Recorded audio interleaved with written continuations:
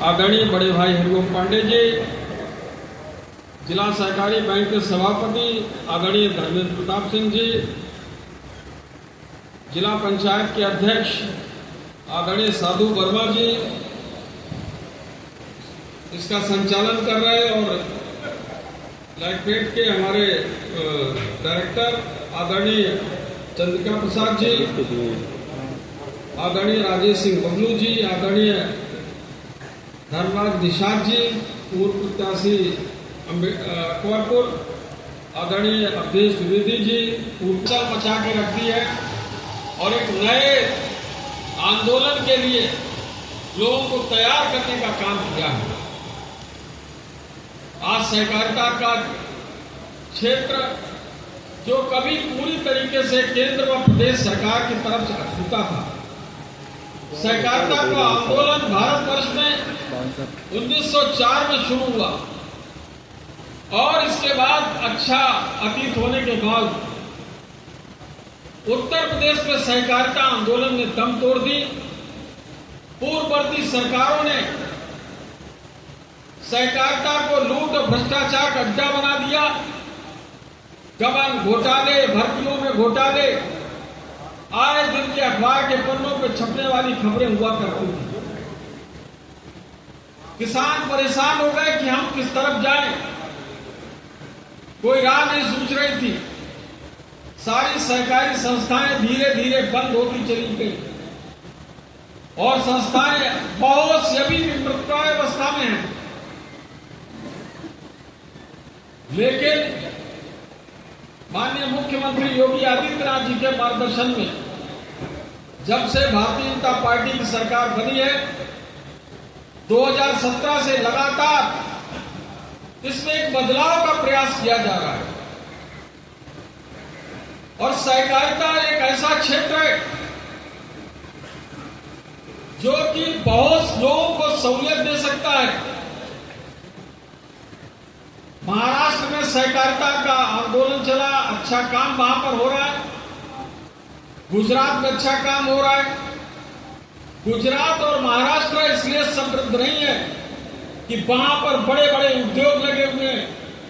गुजरात और महाराष्ट्र इसलिए समृद्ध है कि वहां पर सहकारिता का आंदोलन बहुत ऊंचाई पर पहुंचा हुआ है।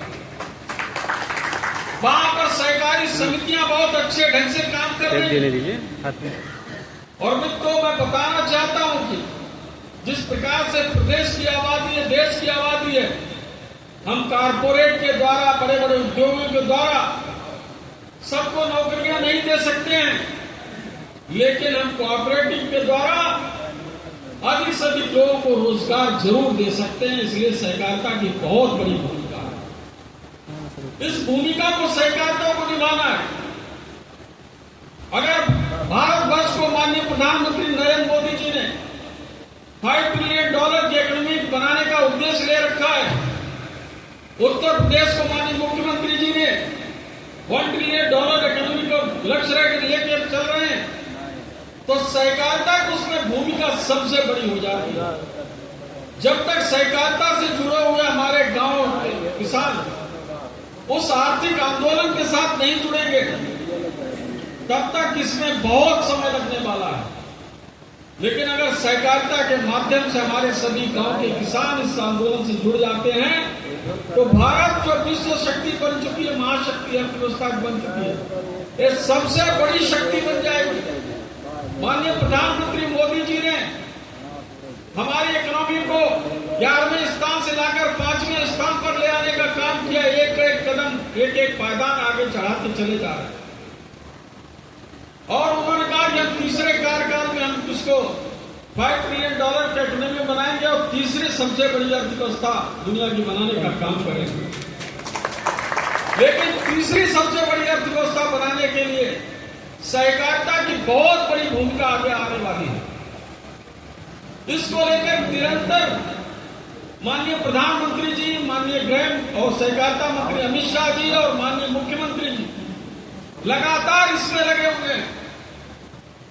और आपको इस बात से समझ लेना चाहिए कि माननीय प्रधानमंत्री जी ने देश में एक नया सहकारिता मंत्रालय का गठन 6 जुलाई 2021 को किया इससे पहले सहकारिता विभाग केंद्र में कृषि विभाग के साथ एक कमरे तक सीमित था। वहां पर एक ज्वाइंट सेक्रेटरी स्तर के एक अधिकारी पूरे देश का सहकारिता विभाग देखा करता था। माननीय प्रधानमंत्री नरेंद्र मोदी जी ने इसकी आवश्यकता को समझते हुए न केवल अलग मंत्रालय का गठन किया, देश के सबसे ताकतवर नेता माननीय अमित शाह जी को उसकी जिम्मेदारी देकर उसका मंत्री बनाकर उन्होंने अपने इरादे स्पष्ट कर दिए कि सहकारिता को किस दूरी तक ले जाना चाहते, कहां तक पहुंचाना चाहते। आज सहकारिता का आंदोलन पूरे देश में तेजी के साथ आगे बढ़ रहा है। उत्तर प्रदेश में पूर्व की सरकारों के कारण जो भ्रष्टाचार की खानियां खोद कर चले गए थे, जो बड़े बड़े अवरोध खड़े करके चले गए थे, इसकी वजह से समय थोड़ा सा लग रहा है। जब मैंने सहकारिता विभाग की जिम्मेदारी मित्रों संभाली, उस समय उत्तर प्रदेश की 50 जिला सहकारी बैंकों में से 16 जिला सहकारी बैंकें बंद पड़ी हुई थी।